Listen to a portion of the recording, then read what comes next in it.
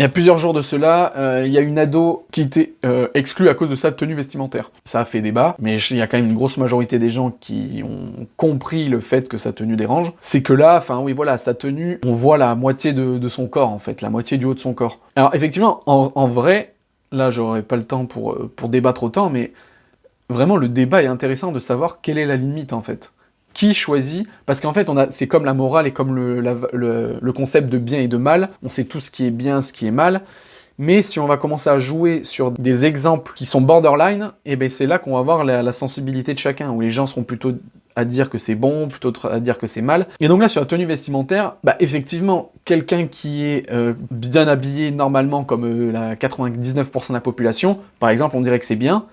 Et bien sûr, si quelqu'un était complètement à poil avec juste un string sur lui, on dirait non là c'est abusé, faut pas. Mais c'est pour dire que, ok, on sait les extrêmes de bien et mal, mais c'est vrai que où est la limite? Et là, dans ce cas-là, moi personnellement, je trouve que c'est complètement abusé. Une meuf qui sort comme ça, déjà c'est ma fille, ouais, je serais hyper choqué, je voudrais pas qu'elle se dévoile trop, quoi. Je me dirais non mais attention, c'est abusé, quoi. C'est provoquant, c'est tout ce que vous voulez. Mais c'est là aussi où c'est intéressant, c'est de dire pourquoi c'est abusé. Parce qu'en fait, il faut être honnête et il faut le dire, voilà, faut être cash, c'est par rapport aux hommes. Si elle vivait dans un monde de femmes, est-ce que ça dérangerait aussi les femmes? Alors peut-être qu'il y aurait une sorte de jalousie, ou franchement je sais pas, mais par exemple je me mets à l'inverse d'un point de vue d'homme, si on vivait que dans une société masculine, il y aurait que des hommes, je pense que nous en tant qu'hommes on s'en battrait les couilles de savoir si un mec arrive torse nu ou en petit short, enfin...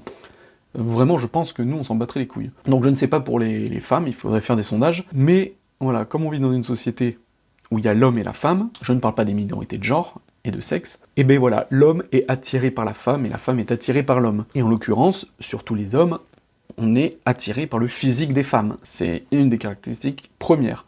Un homme sera toujours attiré par le physique d'une femme. Donc, quand on voit cette fille habillée comme ça, je suis désolé, mais oui, pour un homme, c'est attirant, ça peut donner des envies, tout ce que vous voulez. Alors bien sûr, tous les hommes ne sont pas des animaux, ils vont pas lui sauter dessus et la violer sur la place publique, mais c'est certain que ça attire à l'œil. Donc après, elle, effectivement, dans l'idée, elle fait comme elle veut, mais le problème, c'est que on sait aussi qu'on vit dans une société où il y a plein d'agressions, hein, il y a des viols aussi, mais en tout cas, enfin voilà, on n'est pas dans une société de bisounours.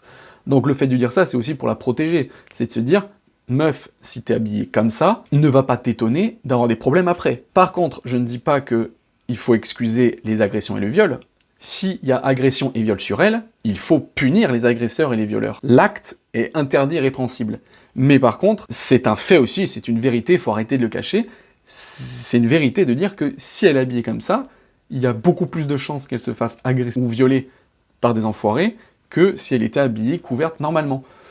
Donc voilà, c'est un fait. Donc après, je digresse sur le voile et la burqa et compagnie, mais c'est peut-être un moyen que les civilisations arabes ont trouvé pour calmer l'ardeur des hommes, vu que de toute façon c'est les hommes qui décident dans ces pays-là. Ils se sont peut-être dit, on est tous des putains d'animaux, donc pour éviter d'agresser les femmes dans la rue et les violer, on va leur imposer le voile, de les couvrir et tout, comme ça on ne sera pas tenté. Et en soi, c'est vrai que si on n'arrive pas à se contrôler, c'est peut-être le moindre mal pour ces femmes. Enfin bien sûr, si vous avez vu toutes mes vidéos, vous savez ce que je pense du voile, mais en tout cas, en entrant dans cette logique-là, on peut trouver des idées sur ce qui a fait que ces sociétés-là ont décidé d'imposer le voile aux femmes de leur peuple. Voilà, quoi qu'il en soit, sa tenue, ouais, je suis désolé. Et puis encore une fois, là, c'est une tenue à l'école. À la limite, elle est dans la rue, oui, et puis ça passe quand il fait chaud, etc., tout ce que vous voulez. Mais oui, quand on est à l'école, ça représente quand même une institution, qui est des cadres, parce que de toute façon, c'est simple, un enfant, si vous ne l'éduquez pas, mettez un enfant dans une jungle, et c'est déjà arrivé, les enfants mouglis, vous mettez un enfant, il ne sera jamais civilisé, hein. C'est en société que les humains se sont civilisés entre eux, et ont créé après des ordres, des lois, et tout ce que vous voulez. Un humain tout seul, c'est un animal, hein. Vraiment, vous mettez un enfant dans une forêt, s'il crève pas jusque-là, quand il sera grand, ça sera un animal. Et donc là, en gros, c'est ça, c'est l'éducation, c'est non, je suis désolé, on ne peut pas faire ce qu'on veut avec un enfant. L'enfant, il doit avoir des règles, des cadres, des normes. C'est aux adultes de former les enfants. Donc, il y a la maison, mais il y a l'école. L'école, l'enfant, il passe quasiment autant de temps à l'école qu'à la maison, si on compte pas le temps de nuit. Donc je suis désolé, l'école, non, c'est pas un open bar où on fait ce qu'on veut. Il faut qu'il y ait des règles.